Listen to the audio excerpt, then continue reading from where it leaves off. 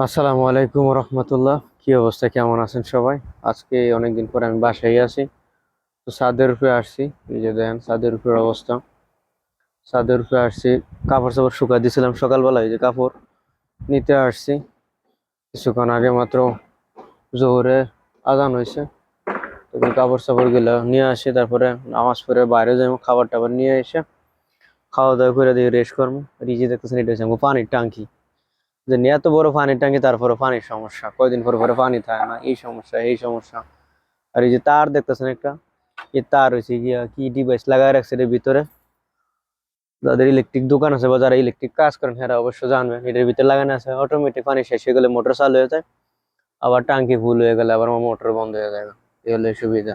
যেমন বাইরে লাইট যেমন অটোমেটিক দিনের বেলা বন্ধ হয়ে যায়, রাত্রে বেলা জ্বলে, এরকম মোটরে পানি আর মোটর অটোমেটিক চলে, অটোমেটিকই বন্ধ হয়। আর এই যেগুলো দেখতেছেন এগুলো যে সব টিভি চ্যানেলের ইয়ে লাগায় রাখছে। কি নাম এগুলো, আমি নাম সঠিক জানি না। তো এইগুলো এই দেশে আবার ইয়ে নাই, তারের সিস্টেম নাই, ডিশের লাইনের সিস্টেম নাই। যাগো টিভি দেখতে মন চায় আর এগুলো লাগাইলো। আর এখন তো ওয়াইফাই সিস্টেম, সব টিভি হয়ে পড়ছে, ওয়াইফাই কানেক্ট করে সবকিছু দেখা যায়। ইয়ে হলো পরিস্থিতি। পানিরই অনেক সমস্যা এই দেশে। পানি খেতে হইতে পারে খাবার পানি, হইতে পারে গোসলের পানি। তো খাবার পানিটা একটু সতর্কভাবে খাইবেন সবাই। তা আমি যখন প্রথম প্রথম আসলাম ওই 2 রিয়ালে পানি কিনে খাইছি। তো আলহামদুলিল্লাহ এখন আর ওই পানি খাই না, 8 রিয়ালে যে পানি বোতল আছে ওগুলোই খাই আর কি।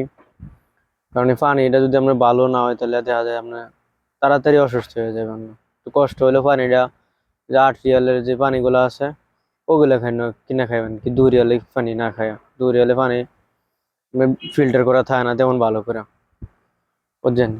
তো ইয়ে হলো পরিস্থিতি। তো এই আজকে ছুটি আসছিলাম, ছাদের উপর উঠলাম, একটু ঘুরে ঘুরে দেখলাম ছাদের যে অবস্থা। কেডা পরিষ্কার করবে এগুলো? পরিষ্কার করার কোনো মানুষ নাই। এগুলা এই এমন হয়ে থাকে।